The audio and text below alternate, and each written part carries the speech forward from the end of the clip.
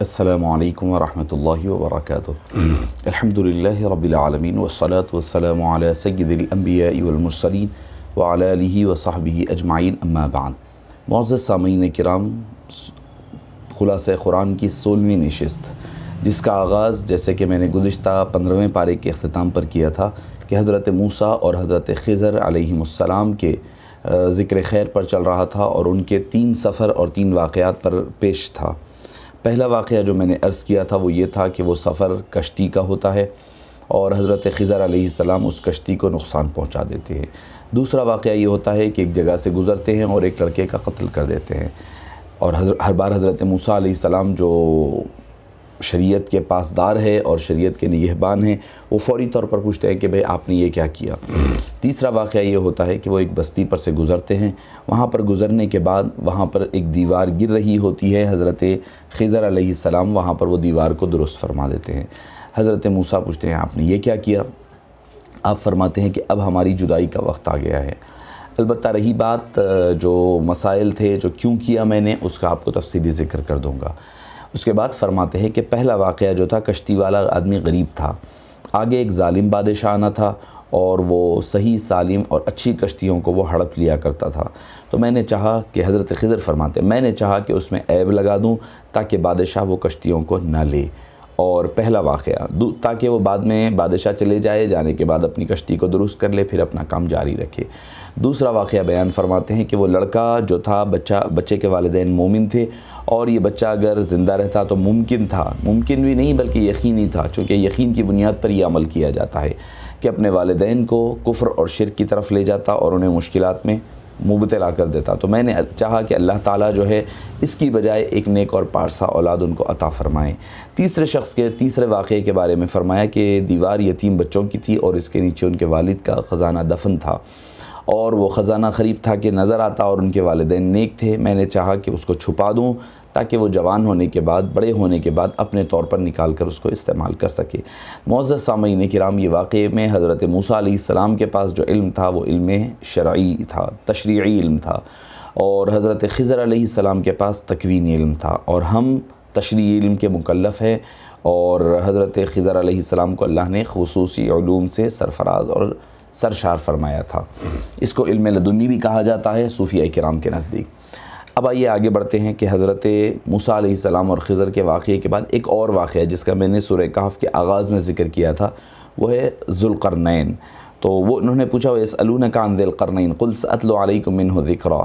تو یہاں سے لے کر تقریباً آیت نمبر 98 تک مسلسل حضرت ذوالقرنین کا قصہ چلتا ہے۔ آپ کو بتاتے چلوں کہ ذوالقرنین کے بارے میں یقینی طور پر نہیں کہا جا سکتا ہے کہ نبی تھے یا پھر یہ بادشاہ تھے۔ بہرحال اتنا تو طے ہے کہ اللہ نے ان کو بے حد و بے حساب اقتدار اور وسائل عطا فرمائے تھے، اور جن کے 3 سفروں کا ذکر ہوتا ہے۔ پہلا سفر مغرب کی طرف کرتے ہیں، جہاں سورج ایک دلدل کی طرح سیاہ چشمہ یعنی کالے رنگ کے مٹ کے چشمے سے میں ڈوب رہا ہوتا ہے۔ یہ دنیا کا آخری کونا تھا جہاں پر یہ سائنٹیفیکلی ابھی پروو ہونا باقی ہے۔ سائنس تو کہتی ہے کہ ہم نے ہر علاقے کو کھنگال لیا ہے، مگر جہاں پر سورج غروب ہو رہا تھا، جہاں پر جا کر کے ذوالقرنین نے مشاہدہ کر آیا ہے، ابھی وہ منزل تک پہنچنا باقی ہے۔ پھر فرمایا اس کے بعد سمندر ہی سمندر تھا۔ دوسرا سفر جو ہے مشرق کی طرف کیا، جہاں سے سورج طلوع ہو رہا تھا۔ تیسرا سفر غالب شمال کی طرف تھا، وہاں کے لوگوں سے ملاقات ہوئی تو انہوں نے یاجوج ماجوج کے قتل کا، غارت گری کا ذکر کیا اور خون خرابے کی شکایت کی اور درخواست کی کہ ان پہاڑوں کے درمیان ایک دیوار بنا دیں اور مال ہم دینے کے لیے تیار ہے۔ آپ نے فرمایا مجھے مال کی ضرورت نہیں ہے بلکہ لوگوں کی ضرورت ہے جو میری اس میں مدد کریں گے۔ آپ نے لوہے کے تختوں اور پگھلے ہوئے سیسے سے مضبوط دیوار بنا دی جس سے یاجوج ماجوج کے فساد سے لوگ محفوظ ہو گئے۔ اب وہ کہاں ہے، کس مقام پر ہے؟ زمین پر ہے مگر چھپی ہوئی ہے۔ یہ بھی لوگوں کی دنیا، اور جو لوگ کہتے ہیں کہ بھئی یہ وال آف چائنا ہے، یہ بالکل درست بات نہیں ہے اور یہ غلط بات ہے، کیونکہ وال آف چائنا کے دونوں جانب آپ دیکھ سکتے ہیں کیا ہے کدھر ہے، جبکہ یاجوج ماجوج کی جو دیوار بنائی گئی اس کے پیچھے ان کو نہیں دیکھا جا سکتا، اور قرب قیامت ان کی آمد ہوگی، یہ واپس آئیں گے اور آ کر خون خرابہ کریں گے۔ اس کے بعد اللہ تعالیٰ امام مہدی، حضرت عیسیٰ علیہ السلام، ان دونوں کو روانہ فرمائے گا۔ یہ دونوں آئیں گے، یاجوج ماجوج کا، پھر اس کے بعد دجال کا خاتمہ ہوگا، اس کے بعد امن و امان قائم ہوگا، اس کے بعد قیامت کے آغاز ہوگا۔ پھر قیامت کی ہولناکیوں کا ذکر، وَتَرَكْنَا بَعْضَهُمْ يَوْمَئِذٍ يَمُوجُ فِي بَعْضٍ وَنُفِخَ فِي الصُّورِ فَجَمَعْنَاهُمْ جَمْعًا، جب سور پھونکا جائے گا تو اس وقت قیامت کی ہولناکی کی وجہ سے لوگ بدحواس ہو کر کے ایک دوسرے سے ٹکرانے لگیں گے۔ معزز سامعین کرام، پھر اس کے بعد اللہ تعالیٰ کی نے اپنی صفات کا ذکر فرمایا، قُلْ لَوْ كَانَ الْبَحْرُ مِدَادًا لِكَلِمَاتِ رَبِّي لَنَفِدَ الْبَحْرُ قَبْلَ أَن تَنْفَدَ كَلِمَاتُ رَبِّي وَلَوْ جِئْنَا لِمِثْلِهِ مَدَدًا۔ فرمایا کہ اللہ کی قدرت، شان، اس کے صفات اور کمالات غیر متناہی یعنی انکاؤنٹیبل ہے، اور اگر انہیں کوئی لکھنا چاہے تو سمندر خشک ہو جائیں گے اور سارے درخت پہاڑ قلم بن جائیں گے، تب بھی اس کے شان، اس کی عظمت، اس کی صفات بیان نہیں ہو سکتے۔ پھر اس کے بعد حبیب پاک صلی اللہ علیہ وسلم کی بشریت کے متعلق ذکر آتا ہے، قُلْ إِنَّمَا أَنَا بَشَرٌ مِثْلُكُمْ يُوحَىٰ إِلَيَّ أَنَّمَا إِلَٰهُكُمْ إِلَٰهٌ وَاحِدٌ۔ مگر معزز سامعین، اس کو سمجھتے ہیں لوگ ذکر کر کے کہ بھئی آپ صلی اللہ علیہ وسلم ہماری طرح نعوذ باللہ بشر ہیں، تو یاد رکھیں کہ قرآن خود کر رہا ہے، یہ یوحیٰ الیہ میری طرف وحی ہوتی ہے، کسی اور کی طرف تو وحی نہیں ہوتی۔ اگر کوئی برابری کا دعویٰ کرنا چاہے تو پھر وحی کو بھی نازل ہونا پڑے گا، تو وحی تو ان کے پاس نہیں آتی۔ تو پتہ چلا اللہ تعالیٰ کے حبیب پاک صلی اللہ علیہ وسلم مثل بشر ہے، بشر نہیں ہے، یعنی بشریت کی طرح رکھا گیا تاکہ لوگ آپ سے علمی اور روحانی طور پر استفادہ کر سکیں۔ اللہ تعالیٰ سے ملاقات کے بارے میں فرمایا، خدا کی طرف سے وہی ہے، جو شخص اللہ سے ملنے پر یقین رکھتا ہے اسے چاہیے فمن كان يرجو لقاء ربه فليعمل عملا صالحا ولا يشرك بعبادة ربه احدا۔ ان چیزوں کے ذکر پر یہاں پر سورہ کہف کا اختتام عمل میں آتا ہے۔ اب اس کے بعد سورہ مریم آتا ہے۔ مریم حضرت عیسیٰ علیہ السلام کی والدہ، ان کے تمام قصہ اس میں ذکر کیا گیا، اسی مناسبت سے اس سورہ کا نام سورہ مریم رکھا گیا۔ اس کا مرکزی عنوان جو مین تھیم ہے وہ یہی ہے کہ حضرت مریم اور حضرت عیسیٰ کے متعلق جو توہمات ہے، جو شبہات ہے، اس کو دور کیا جائے، اور عیسائیوں کی تردید کی گئی کہ حضرت عیسیٰ حضرت مریم کے بطن سے، پیٹ سے پیدا ہوئے، نہ کہ وہ تین میں سے ایک، تین میں سے تیسرے، نہ وہ خدا کے بیٹے ہیں۔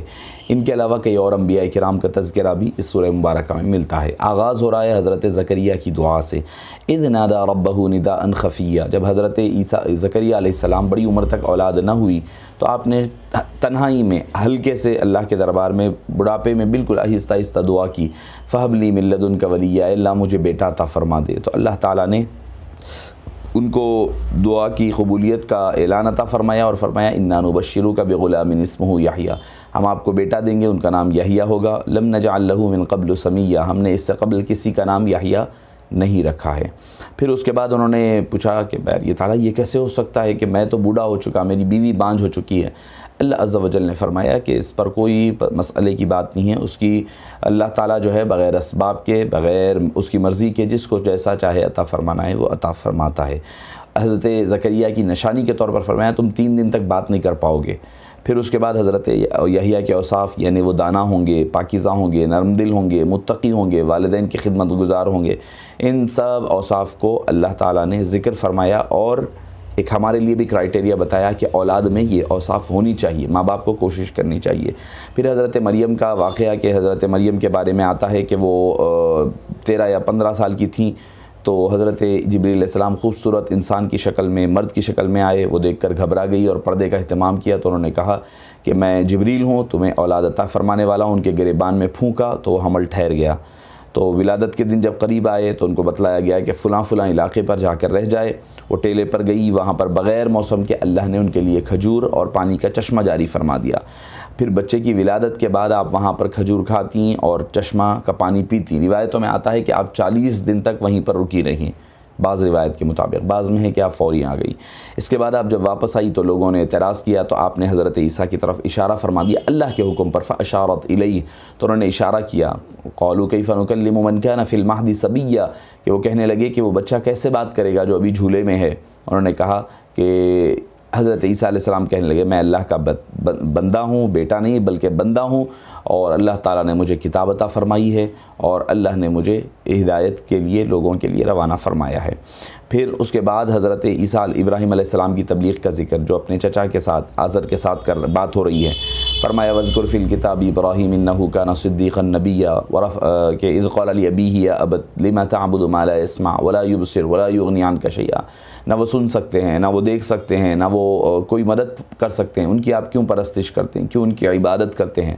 انہوں انہوں نے کہا ان کے چچا نے کہا کہ اگر آپ آئندہ ایسا کہیں گے تو میں تمہیں لأرجمنک وہجرنی ملیہ، میں تمہیں جو ہے سنگسار کر دوں گا۔ پھر حضرت ادریس کا ذکر، موسیٰ کا ذکر ملتا ہے درمیان میں، پھر اس کے بعد حضرت ادریس کے بارے میں مفسرین فرماتے ہیں آپ وہ شخص، پہلے شخص ہے جنہوں نے قلم سے لکھنا شروع کیا، آپ وہ پہلے شخص ہے جنہوں نے اپنا کپڑا سی کر پہنا، آپ سے پہلے لوگ جانوروں کے چمڑے استعمال کرتے، آپ پہلے شخص ہے جنہوں نے اسلحہ بنایا اور کفار سے جہاد فرمایا۔ اور اس کے بعد نالائق جانشینوں کا ذکر ہو رہا ہے، فخلف من بعدهم خلف اضاعوا الصلاة واتبعوا الشهوات فسوف يلقون غیا۔ انبیاء کرام تو بڑے بڑے محترم شخصیتیں تھیں، مگر ان کی اولاد نیک تھی، لیکن بعض ایسے تھے جو نماز کو ضائع کرتے اور شہوات یعنی خواہشات میں، نفسانی شہوات میں اور خواہشات میں مبتلا ہوتے۔ تو معلوم ہوا کہ اگر کسی جانشین میں یہ دو چیزیں پائی جاتی ہے تو سمجھ جائیں وہ تباہی کے راستے پر ہے۔ پل صراط سے گزرنا، فرمایا وَإِن مِّنكُمْ إِلَّا وَارِدُهَا كَانَ عَلَىٰ رَبِّكَ حَتْمًا مَّقْضِيًّا۔ اللہ کا وعدہ ہے کہ ہر بندے نے جہنم سے اوپر سے گزرنا ہے، میدان محشر اور جنت کے درمیان جہنم ہے۔ ہاں فرق اتنا ہے کہ اللہ والے صالحین نیکوکار بندے فوری طور پر اوپر سے ٹھنڈک محسوس کرتے ہوئے گزریں گے اور جہنم کی گرمی انہیں محسوس نہیں ہوگی، اور جن گناہ گاروں کے دل میں ذرہ برابر ایمان ہوگا وہ اپنے گناہوں کی سزا بھگتنے کے لیے جہنم میں گریں گے، پھر سزا کے بعد جہنم میں ڈال دیے جائیں گے۔ جن کے دل میں ذرہ برابر بھی ایمان نہیں ہوگا وہ دوزخ میں گرنے کے بعد وہیں پڑے رہیں گے۔ شاید نیک لوگوں کو جہنم کے اوپر سے گزرنے میں یہ حکمت ہو کہ دوزخ کی ہولناکی دیکھنے کے بعد جہنم کی قدر و قیمت اور بڑھ جائے۔ اہل ایمان کا ذکر ہو رہا ہے، ان الذین آمنوا وعملوا الصالحات سیجعل لهم الرحمن ودا، کہ حدیث پاک میں بھی ہے کہ اللہ جس سے پیار کرتا ہے تو اللہ تعالیٰ جبریل امین کو بلاتا ہے، اس کے بعد وہ فرشتوں کو، فرشتے زمین کے فرشتوں پہ، پھر لوگ ان سے پیار اور محبت کرنے لگتے ہیں۔ اس کے بعد سورہ طٰہٰ کا آغاز ہوتا ہے۔ طٰہٰ کی وجہ تسمیہ یہ ہے کہ اس کا آغاز ہی سورہ طٰہٰ مقطعات سے ہوا ہے، حروف مقطعات جس کو اللہ اور اللہ کے رسول کے سوا کوئی نہیں جانتا۔ پھر اس کے بعد حبیب پاک کے دل کو دلاسا دیا جا رہا ہے، ما انزلنا علیک القرآن لتشقی الا تذکرۃ لمن یخشی، اے حبیب ہم نے یہ قرآن آپ کو مشقت میں ڈالنے کے لیے نہیں اتارا کہ آپ مشقت میں پڑ جائیں، بلکہ ہم نے تذکیر کے لیے، لوگوں کے لیے، واعظ و نصیحت کے لیے اتارا ہے۔ ثم استوى الرحمن علی العرش استوى، اہل سنت والجماعت کا عقیدہ ہے کہ یہ آیات متشابہات میں سے ہے، یعنی اس کے معنی تو معلوم ہے لیکن اس کا مراد اور اس کا مطلب اللہ ہی بہتر جانتا ہے۔ پھر یہاں سے لے کر آیت نمبر 98 چھوٹی چھوٹی آیتیں ہیں، حضرت موسیٰ علیہ السلام کے واقعے کو تفصیلاً بیان کیا گیا۔ جب موسیٰ علیہ السلام مدین سے واپس تشریف لا رہے تو راستہ بھول گئے، حضرت موسیٰ نے ایک دور سے ایک درخت میں آگ دیکھی، قریب گئے تو وہاں آگ جو ہے کسی پتے وتے کو نہیں لگ رہی تھی بلکہ درخت کے اندر تھی۔ آپ قریب گئے تو اندر سے آواز آئی، اننی انا اللہ، اے موسیٰ میں تمہارا رب ہوں۔ اس کے بعد پھر ان کو نبوت کے اعلان سے سرفراز فرمایا گیا اور ساری چیزیں بیان کی گئی اور معجزات کا ذکر کیا، یعنی عصا کا اور اب کے دست مبارک کا۔ پھر موسیٰ علیہ السلام نے وہیں پر دعا فرمائی، رب اشرح لی صدری، اے باری تعالیٰ میرا سینہ کھول دے، ویسر لی امری، میرے معاملے کو آسان فرما، واحلل عقدۃ من لسانی، اور میری زبان میں جو نوٹ ہے، جو میری زبان میں عقد ہے اس کو کھول دے، یفقہوا قولی، تاکہ میں لوگوں کی بات سمجھ سکوں۔ میرا بھائی حضرت ہارون کو میرا ساتھی بنا دے، وجعل لی وزیرا من اہلی ہارون اخی اشدد، اور جتنی دعائیں حضرت موسیٰ علیہ السلام نے اس وقت اللہ کے دربار میں پیش کی، اللہ نے ساری دعائیں اسی وقت ان کی قبول فرما لی۔ پھر اس کے بعد ان کے دلاسے کے لیے بتلایا گیا کہ جس طرح تمہاری والدہ کو ہم نے واپس لوٹایا، تمہیں صندوقچے میں ڈال کر انہیں چھوڑ دیا تھا مگر ہم نے واپس لوٹایا، اسی طرح اللہ تعالیٰ تمہاری حفاظت فرعون کے دربار میں بھی پہنچ کرے گا۔ پھر اس کے بعد فرمایا منہا خلقناکم وفیہا نعیدکم ومنہا نخرجکم تارۃ اخری، اللہ کا یہ ضابطہ اور بیان ہے کہ مٹی سے تم کو پیدا کیا، اسی مٹی میں لوٹائیں گے، اسی مٹی سے دوبارہ اٹھایا جائے گا۔ بعض روایت سے ثابت ہے کہ جو انسان بھی پیدا ہوتا ہے تو رحم مادر میں ایک تو باپ کا نطفہ ہوتا ہے اور دوسرا جس مٹی میں اس نے انسان کو دفن ہونا ہے اس مٹی کا کچھ حصہ اللہ تعالیٰ فرشتے کے ذریعے سے ماں کے رحم میں ڈال دیا کرتا ہے، تو جس مٹی میں اس نے دفن ہونا ہے وہ مٹی اس میں شامل ہوتی ہے۔ اب اس کی نوعیت کیا ہوتی ہے وہ تو اللہ کے رسول ہی بہتر جانتے ہیں، اس لیے کہ حبیب پاک صلی اللہ علیہ وسلم نے ایک ارشاد فرمایا، خلقت انا و ابو بکر و عمر من طینۃ واحد، میں اور ابو بکر اور عمر ایک ہی مٹی سے پیدا کیے گئے۔ اسی لیے آپ دیکھتے ہیں کہ یہ تینوں ایک ہی مقام پر آرام فرما رہے ہیں اور قیامت کے دن یہیں سے اٹھیں گے۔ پھر اس کے بعد حضرت موسیٰ علیہ السلام اور بنو اسرائیل اور فرعون کا تفصیلی واقعہ، چونکہ یہ واقعہ کئی مقامات پر ہمیں ٹکرا رہا ہے، بار بار آ رہا ہے، اسی لیے ہم اس کو آپ تفصیل کے ساتھ واقعہ حضرت موسیٰ سن چکے. پھر اس کے بعد آپ صلی اللہ علیہ وسلم کی رسالت کا ذکر كذلك نقص عليك من انباء ما قد سبق وقد آتيناك من لدنا ذكرا. اس کے بعد فرمایا گیا کہ اے حبیب آپ صلی اللہ علیہ وسلم کے پاس ہم نے جو وحی نازل فرمائی حضرت موسیٰ علیہ السلام کا اتنا تفصیلی واقعہ بیان فرما دینا دلیل ہے کہ اللہ تعالیٰ کی طرف سے رسول اور نبی ہیں. پھر حضرت آدم علیہ السلام کی عصمت کا ذکر فَأَكَلَا مِنْهَا فَبَدَتْ لَهُمَا سَوْآتُهُمَا. جب ان دونوں نے کھایا اس پھل کو فَبَدَتْ لَهُمَا سَوْآتُهُمَا وَتَفِقَا يَخْصِفَانِ عَلَيْهِمَا مِنْ وَرَقِ الْجَنَّةِ. تو ان کے جو پارٹس آف باڈی جو ان کے پرائیویٹ پارٹس چھپے ہوئے تھے حضرت آدم اور حضرت حوا کے وہ اوپن ہونا اور کھلنا شروع ہو گئے اور انہوں نے اس کو جنت کے پتوں سے اس کو ڈھانکنا شروع کیا.